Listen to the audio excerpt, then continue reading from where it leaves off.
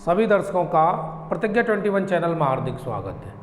आज इस चैनल के माध्यम से विज्ञान विषय के अंतर्गत जो क्लास 10th का चैप्टर सेकंड है उसका फर्स्ट पार्ट हम पढ़ चुके हैं। थोड़ा सा सेकंड पार्ट आज देखते हैं और देखते हैं जो भी परीक्षा उपयोगी है उसमें मैटर वो आप तक पहुंचाया जाए। तो आइए मेरे साथ जुड़िए और देखिए कि क्या महत्वपूर्ण है। विज्ञान विषय के अंतर्गत पाठ 2 है और क्लास है 10th। पहले नंबर पर समझेंगे हम पीएच स्केल। सबसे पहले इस चैप्टर में जो दिया हुआ है उसमें पीएच स्केल। तो पीएच स्केल होता क्या है? किसी बिलियन में उपस्थित हाइड्रोजन, किसी बिलियन में उपस्थित हाइड्रोजन आयन की सांद्रता, किसकी सांद्रता? हाइड्रोजन आयन की सांद्रता ज्ञात करने के लिए, किसी बिलियन में उपस्थित हाइड्रोजन आयन की सांद्रता ज्ञात करने के लिए इस स्केल को विकसित किया गया।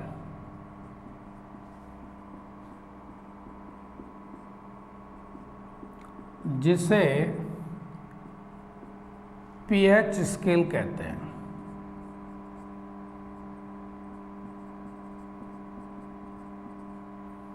पीएच स्केल किसे कहते हैं?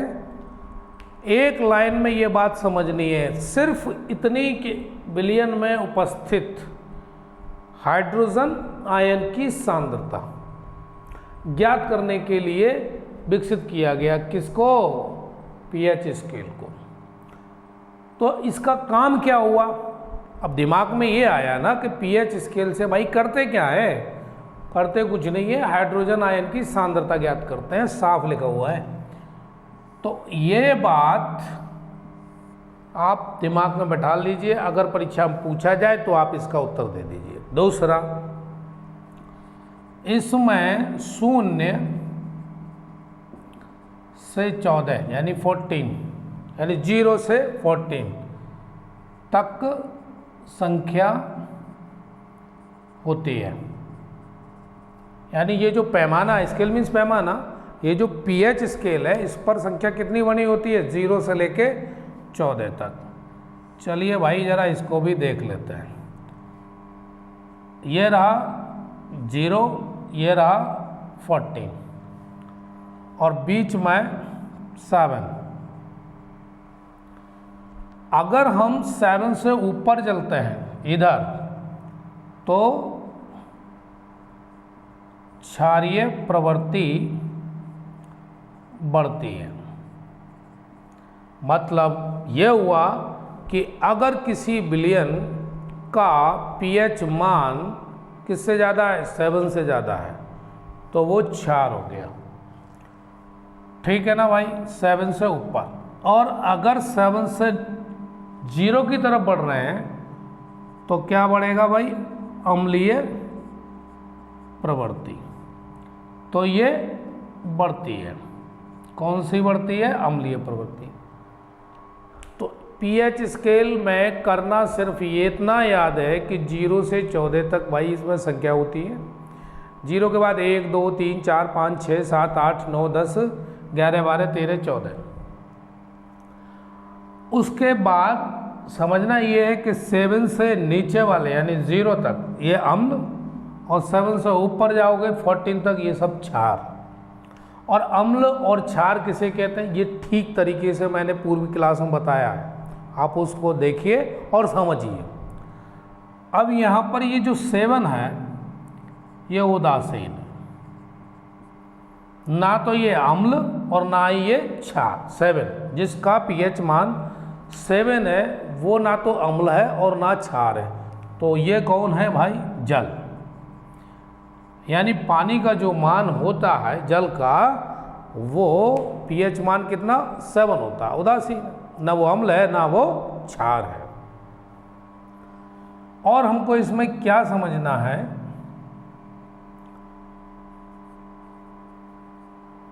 प्रबल अम्ल। अगला पॉइंट हमको यह भी समझना है कि प्रबल अम्ल क्या होते हैं। अधिक संख्या में H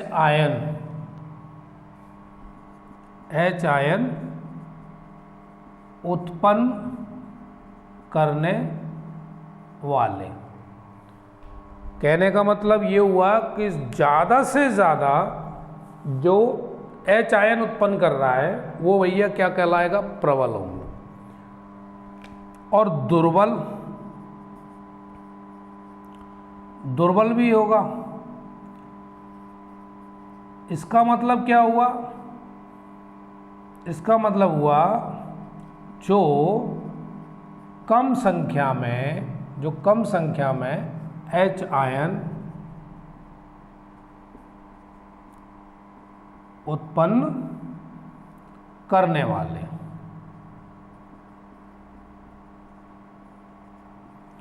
ये कौन करने वाले? विलयन। जिस विलयन में H आयन सर्वाधिक उत्पन्न हो, मतलब हो गया क्या? प्रबल अम्ल। और जिसमें कम, जो संख्या में कम H आयन दे, उसको क्या कहेंगे? दुर्बल अम्ल।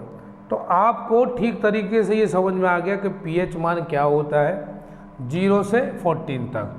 1 2 3 4 5 6 7 हो गया, 8 9 10 11 12 13, इस तरह से ये संख्याएं पड़ी होंगी। तो ये क्या हो गया? PH scale. पीएच स्केल समझ में आया। दूसरा ये भी समझ में आया कि प्रबल अम्ल और दुर्बल अम्ल। अब इसके आगे समझते हैं। इसके आगे हमको समझना है अम्लीय वर्षा। क्या पढ़ना है? अम्लीय वर्षा। वर्षा के जल का पीएच मान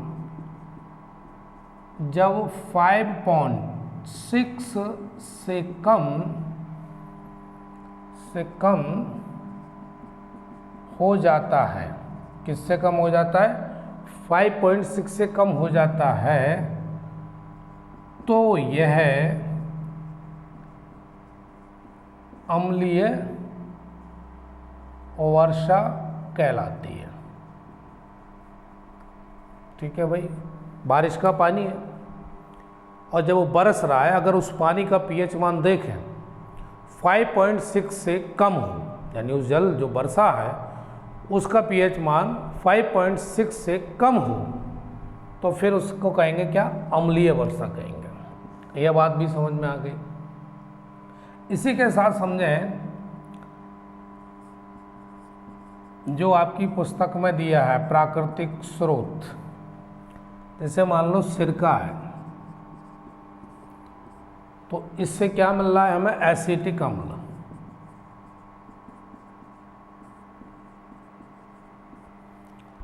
संतरा से क्या मिल रहा है भाई? सिट्रिक अम्ल, या इसको साइट्रिक पढ़ लीजिए, सिट्रिक पढ़ लीजिए। तो ये वाला अम्ल। दूसरा इमली से कौन सा मिलता है? टार्ट्रिक अम्ल, जो भाई परीक्षा उपयोगी है। इस चैप्टर में बात केवल उसी की होगी मेरे द्वारा। तो मुझे लगा कि इस चैप्टर में हाई स्कूल की जो परीक्षा होगी 10th क्लास की, उसमें ये उपयोगी है, तो आप इसको तैयार करिए। टमाटर, टमाटर से क्या मिलता है? ऑक्जेलिक अम्ल। टमाटर से क्या मिलता है? ऑक्जेलिक अम्ल। और वही दिया है दही, दही में होता है लैक्टिक अम्ल।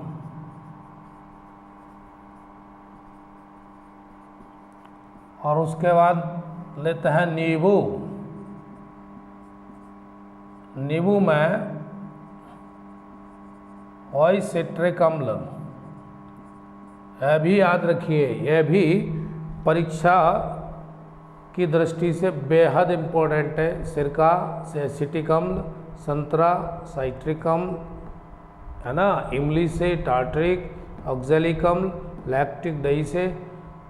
तो ये चीज़ें आपको याद रखनी है। हो सकता है ये ऑब्जेक्टिव बना के प्रश्न पूछ लिया जाए, ऐसा भी हो सकता है। तो यहाँ तक तो बात क्लियर हो गई। क्योंकि ये जो ऑक्जेलिक अम्ल है, कैल्शियम ऑक्जिलेट जो होता है, अक्सर कारण बनता है किसका? पथरी का। अब यहाँ पर उस चीज़ की चर्चा नहीं करेंगे, बाद में करेंगे। फिलहाल जो परीक्षा का उपयोग है वह देखिएगा। एक क्वेश्चन दिया है आपकी अभ्यास पुस्तक में 9 नंबर का, उसमें लिखा हुआ है 5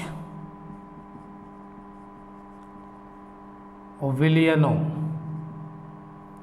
A, B, C, D व E कि जब सार्वत्रिक सूचक से जांच की जाती है तो pH के मान क्रमशः 4, 1, 11, 7 एवं 9 प्राप्त होते हैं। कितने प्राप्त होते हैं? 4, 1, 11, 7 एवं 9 प्राप्त होते हैं। कौन सा विलयन,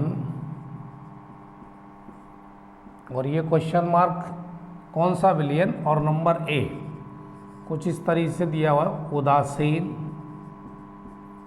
है। पहला सवाल तो यही बना दिया। बी नंबर पर सवाल बनाया है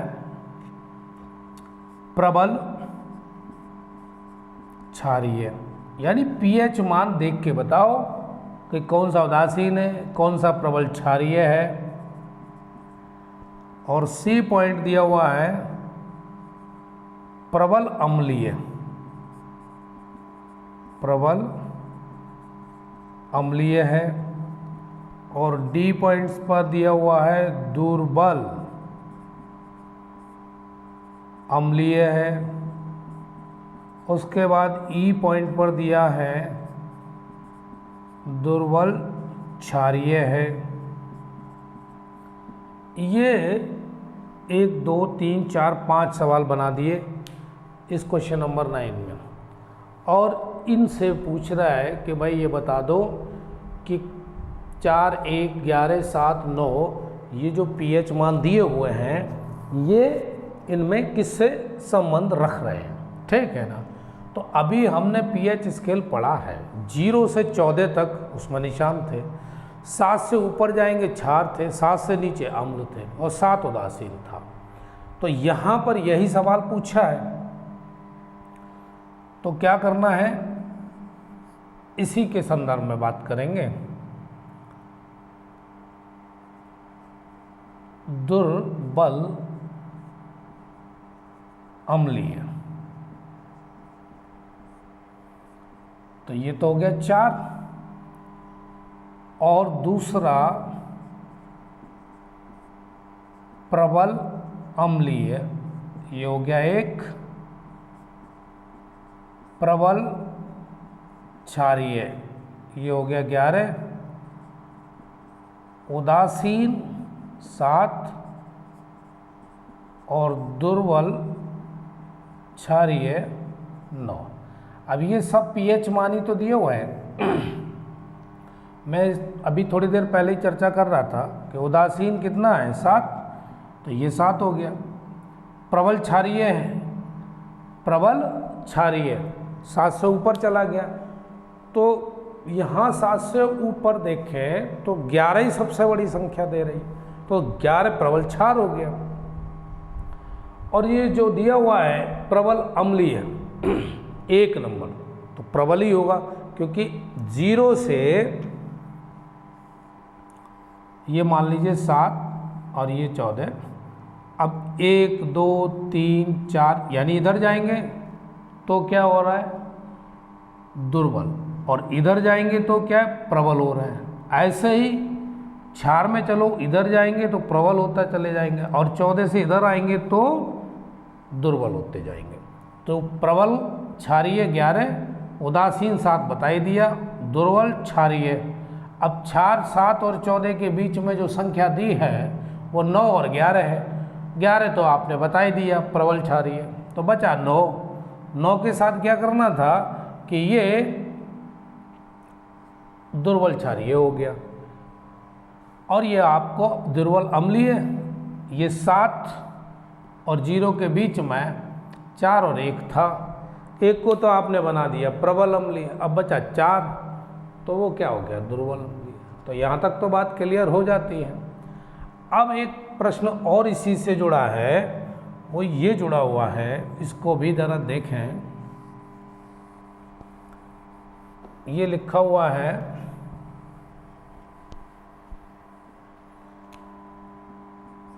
पीएच के मानों को हाइड्रोजन आयन की सांद्रता के आरोही क्रम में व्यवस्थित कीजिए। अब इसी का ही पार्ट है ये क्वेश्चन नंबर 9 का। आरोही क्रम का मतलब क्या है?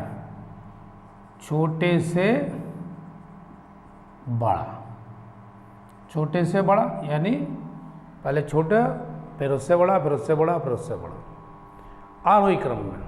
तो यहाँ पर देखें, ये लिखा है ना 5 बिलियन ABCDE, और उनका ये सब का सब क्या दिया हुआ है? पीएच मान क्या दिया है? CE D A और B। सबसे C का पीएच मान कितना है? ABC 11। उसके बाद E का पीएच मान कितना दिया हुआ है? 11 के बाद 9। उसके बाद D का कितना दिया हुआ है? 1 2 3 4, ये 7 हो गया। A का कितना दिया हुआ है? 4, और B का 1। ठीक है, तो ये क्रम कौन सा हो गया? बड़े से छोटा हो गया। आरोही क्रम का मतलब क्या होता है? छोटे से बड़ा, और अवरोही का मतलब क्या होता है? बड़े से छोटा। तो यहाँ पर ये जो क्रम दिया है 11 9 7 4 1, इधर से देखते हैं तो बड़े से छोटा हो रहा है, और इधर से देखते हैं तो क्या हो रहा है? अवरोही क्रम। ये इस टाइम जो पोजीशन में लिखा है, ये क्या बन रहा है? किस आधार पर? पीएच के मानों के हाइड्रोजन आयन की सांद्रता के आरोही क्रम व्यवस्थित कीजिए, तो वो ये दिया हुआ है। अगर फिर भी आपको समझ में ना आए तो कमेंट करके बताना, फिर दोबारा इसको बताएंगे। तो ये प्रश्न था।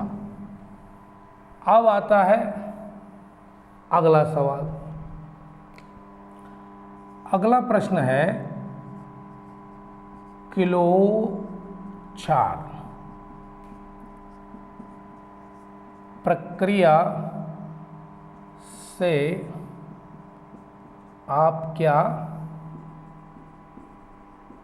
समझते हो। मैं अभ्यास प्रश्न नहीं करा रहा हूँ इस चैप्टर के। हाँ, कोई एक प्रश्न मुझे लगा कि ये भाई उपयोगी है और पीएच स्किल से जुड़ा हुआ सवाल है, तो इसलिए उसकी चर्चा चल रही है। फिलहाल मैं जो इम्पोर्टेंट मुझे लग रहा है उसी प्रश्न को देख रहा हूँ और वो आपके बीच शेयर कर रहा हूँ। क्लोर क्षार प्रक्रिया से आप क्या समझते हो। इसमें क्या करना है, सोडियम क्लोराइड के जलीय विलयन से विद्युत प्रवाहित करने पर यह वियोजित होकर सोडियम हाइड्रोक्साइड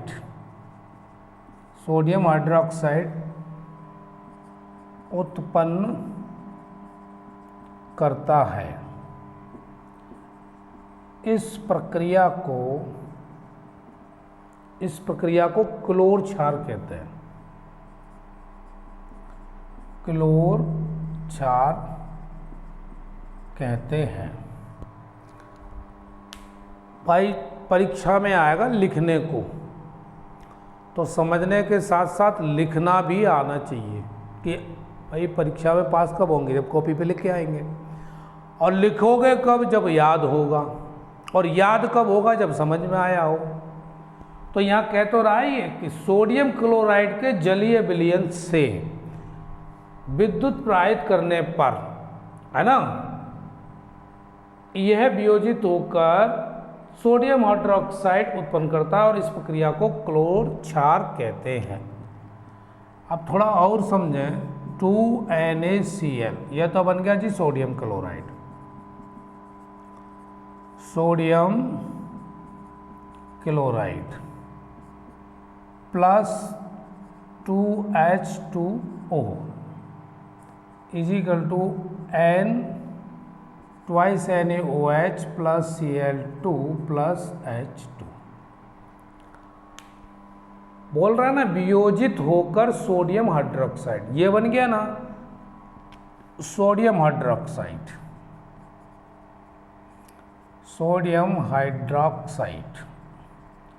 तो ये टूटकर क्या बना, सोडियम हाइड्रोक्साइड। तो इस प्रक्रिया को क्या कहेंगे, क्लोर क्षार। भाई ये परिभाषा और ये भी इसका रासायनिक समीकरण आप लिखते हैं तो समझ लीजिए पक्का हो गया कि आपको परीक्षक नंबर देगा ही देगा।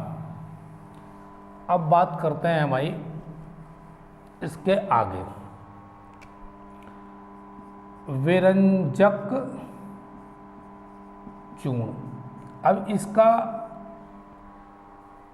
रासायनिक सूत्र पूछा जा सकता है, ठीक है। दूसरा इसका उपयोग, ये दो ही बातें हैं जो परीक्षा से जुड़ी हुई है कि इसमें भाई या तो ये पूछा जाए कि विरंजक चूर्ण का रासायनिक सूत्र बताओ, या फिर ये पूछा जाए कि भाई इसका उपयोग बताओ। तो भाई इसका जो सूत्र है वो है CaOCl2। क्या दिया हुआ है, CaOCl2, और इसको बोलेंगे कैल्शियम हाइपोक्लोराइड, ठीक है ना भाई, इसका नाम हो गया। मिला कैसे है ये, CaOH का whole twice plus Cl2 is equal to CaO Cl2+H2O।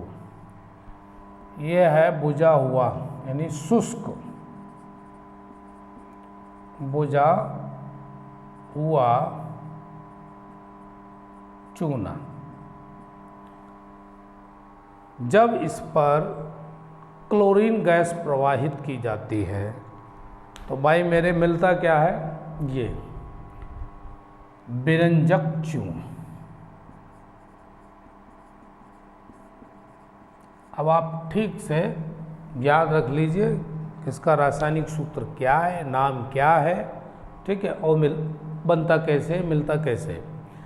दूसरा, इसका जो उपयोग की बात करें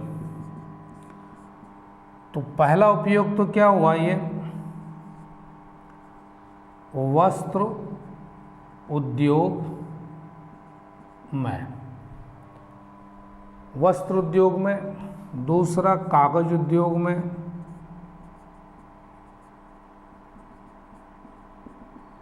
और तीसरा,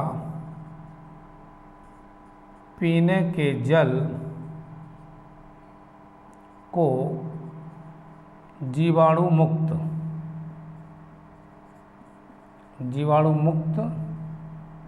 करने के लिए। और चौथा है, रासायनिक उद्योग में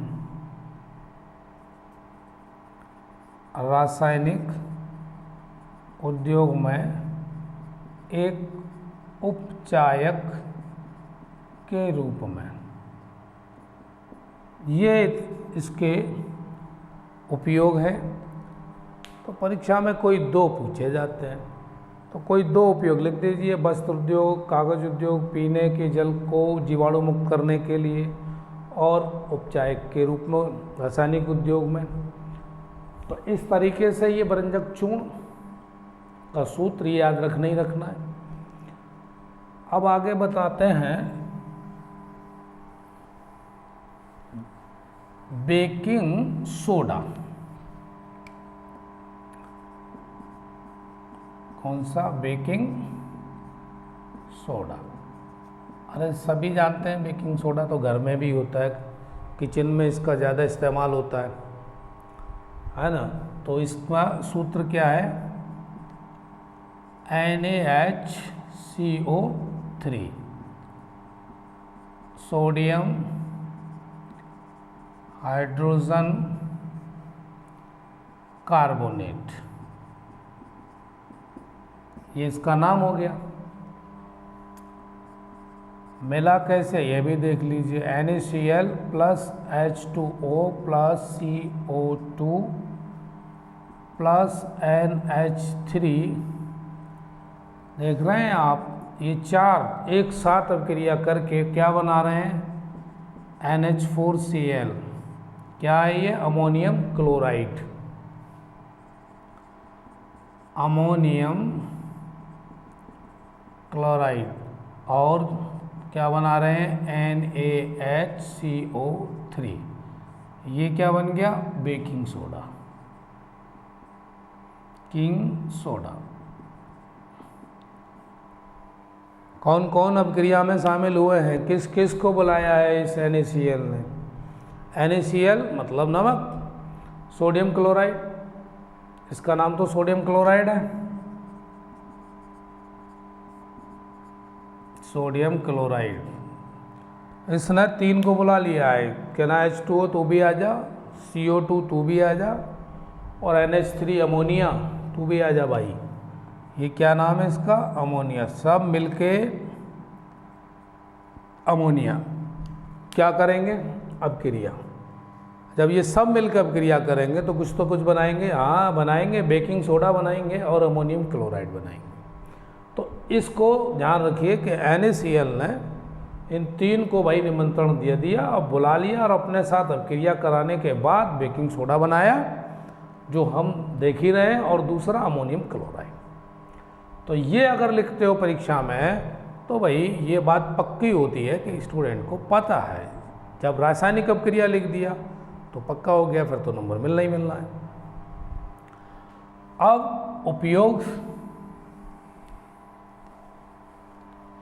उपयोग क्या है इसका? तो एक तो अभी बताया, क्या किचन में यूज होता है, तो बेकिंग पाउडर बनाने में। दूसरा सोडा अम्ल अग्निशामक में भी प्रयोग होता है, ये आपकी बुक में है, ऐसा नहीं है कि बुक से बाहर पढ़ रहे हो, कतई नहीं, ये आपकी किताब में लिखा हुआ है ऑलरेडी, ये वहीं से लिया है। अगला बात करेंगे, ये तो रहा बेकिंग सोडा। अब बात करो धावन सोडा। धावन का मतलब ही हो गया धोना। धावन सोडा क्या कह सूत्र है? Na2CO3 10H2O, यानी जल के कितने हैं? 10H2O। नाम क्या हो गया जी? Sodium carbonate. ये तो सूत्र रहा इसका, किसका? धावन सोडा का। उपयोग क्या है? उपयोग में नंबर 1 कांच में भी यूज होता है, जो कांच उद्योग है। दूसरा साबुन उद्योग में भी होता है, कि भाई धोने की बात हो रही है। कागज उद्योग में भी होता है।